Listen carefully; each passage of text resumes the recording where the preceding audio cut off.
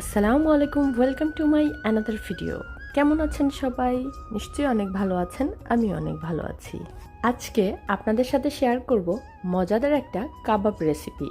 গরুর মাংসের কাবাব সবাই কিন্তু অনেক বেশি পছন্দ করে। আমার কিন্তু বরাবরই ভালো লাগে গরুর মাংসের এই কাবাবটা। শুরুতেই আমি মাংসগুলোকে একদম ছোট ছোট করে কেটে ধুয়ে পরিষ্কার করে নিয়েছি। এরপর এর মধ্যে আমি রসুন বাটা, আদা বাটা দিয়ে দিলাম কাবাবের মশলা। এরপর দিয়ে দিলাম স্বাদ মতো লবণ, দিয়ে দিলাম ধনিয়া গুঁড়া, দিয়ে দিলাম জিরার গুঁড়া। এরপর এর মধ্যে তেল দিয়ে দিলাম। এরপর খুব ভালোভাবে মাংস আর মশলাটা খুব ভালোভাবে মাখিয়ে নিচ্ছি। আজকে কিন্তু কাবাবে আমি রেডি কাবাব মশলাটাই ব্যবহার করেছি। কাবাবটা কিন্তু আমি বুটের ডাল দিয়ে করব, তাই জন্য কিন্তু আমি বুটের ডালটা আগে একটু ভিজিয়ে নিয়েছিলাম। এরপর ভালোভাবে ধুয়ে এর সাথে ভালোভাবে মিক্সড করে নিচ্ছি। এখন আমি কাবাবের জন্য মাংস আর বুটের ডালটা খুব ভালোভাবে সেদ্ধ করে নেব। যাতে করে খুব ভালোভাবে সেদ্ধ হয় এজন্য আমি প্রেসার কুকারে দিয়ে দিচ্ছি।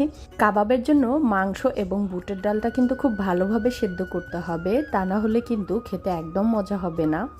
প্রেসার কুকারে খুব ভালোভাবে কাবাবের জন্য মাংস এবং বুটের ডাল সেদ্ধ করে নিয়েছিলাম। এরপর খুব ভালোভাবে ঠান্ডা করে এটা কিন্তু এখন আমি ব্লেন্ডারে খুব ভালোভাবে ব্লেন্ড করে নেব। দেখতেই পাচ্ছেন ব্লেন্ড করার পরে কিন্তু মাংস আর বুটের ডালটা একদম মিহি হয়ে গেছে। এইরকম মিহি হলে কিন্তু কাবাবটা বানাতে সুবিধা হয় আর খেতেও কিন্তু অনেক মজা হয়। এরপর আমি আগে থেকেই করে রাখা পেঁয়াজ বেরেস্তা দিয়ে দিলাম একটা ডিম দিয়ে খুব ভালোভাবে কিন্তু মাখিয়ে নিতে হবে, যাতে করে সব উপকরণগুলো খুব ভালোভাবে মিক্সড হয়। গরুর মাংসের কাবাব কিন্তু খুবই মজাদার একটা খাবার, আর আমার সবসময় গরুর মাংসের কাবাব অনেক বেশি পছন্দ। পোলাও বা বিরিয়ানির সাথে কিন্তু খেতে অনেক বেশি মজা হয় এই কাবাবটা। গোল গোল শেপে আমি সবগুলো কাবাব কিন্তু বানিয়ে ফেললাম। এখন এগুলোকে আমি ফ্রাই করব। এখানে ফ্রাই প্যানে আমি তেল দিয়ে দিলাম। তেলটা একটু হালকা গরম হলেই এর মধ্যে একে একে কাবাবগুলো সব আমি দিয়ে দেব। কাবাবগুলো ভাজার সময় কিন্তু চুলার আঁচটা একদম কমিয়ে দিতে হবে, তা না হলে কাবাবগুলো পুড়ে যেতে চাইবে। এখানে কিন্তু এক পাশ হয়ে গেছে, আমি আরেক পাশ উল্টিয়ে দিয়েছি যাতে কাবাবগুলো খুব ভালোভাবে ভাজা হয়ে যায়। দেখতেই পাচ্ছেন কাবাবগুলো কিন্তু ভাজা হয়ে গেছে।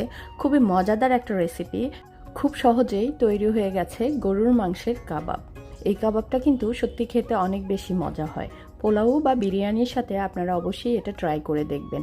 আমার করার রান্নার ভিডিওগুলো যদি আপনাদের ভালো লেগে থাকে তাহলে অবশ্যই আমাকে বেশি বেশি সাপোর্ট করবেন, যাতে আপনাদের কাছে আমি আরও রান্নার ভিডিও শেয়ার করতে পারি।